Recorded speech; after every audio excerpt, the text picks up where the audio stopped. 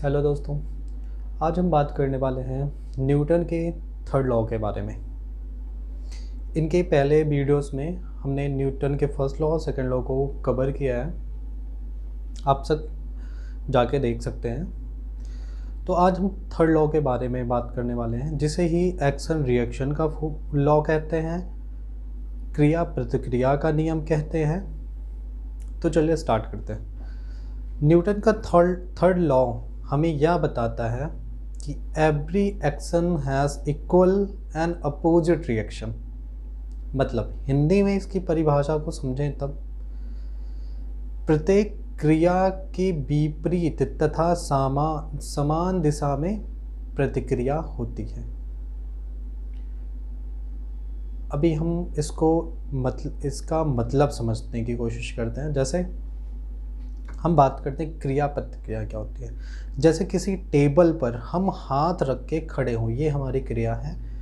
जैसे हमने उस टेबल पे कोई फोर्स लगा के हम उस पे हाथ रख के खड़े हुए हैं, तो टेबल भी जितना फोर्स हम टेबल पे लगा रहे, टेबल भी उतना ही फोर्स हमारे हाथों पर लगाएगी, तभी हम बैलेंस करके स्टेबल खड़े हो सकेंगे।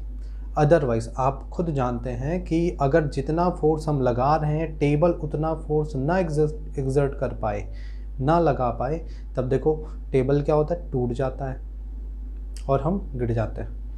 मतलब कि जितनी क्रिया हम करेंगे, यानी जितनी फोर्स हम लगाएं, उतनी ही फोर्स वो हमारे अपोजिट लगाएगा। जैसे कुएं से पानी भरते समय, दूसरे एग्जाम्पल पे, जैसे कुएं से पानी भरते समय हम रस्सी को अपनी तरफ खींचते हैं और रस्सी नीचे की तरफ खींचती है, तभी तो देखो, क्योंकि टूटने पर क्या होता है, हम खींचते इधर रहते हैं, टूटने के बाद जो होता है पानी से भरी बाल्टी नीचे गिरती है। तीसरी एग्जाम्पल से समझे तो जब भी हम गन को शॉट करते हैं, यानी बंदूक चलाते हैं, तब बंदूक चलाने के समय क्या होता है कि गन हमें पीछे की तरफ फोर्स लगाती है और फायर होने के बाद बुलेट आगे को जाती है, यानी क्रिया इधर को हुई और प्रतिक्रिया अपोजिट डायरेक्शन में हुई।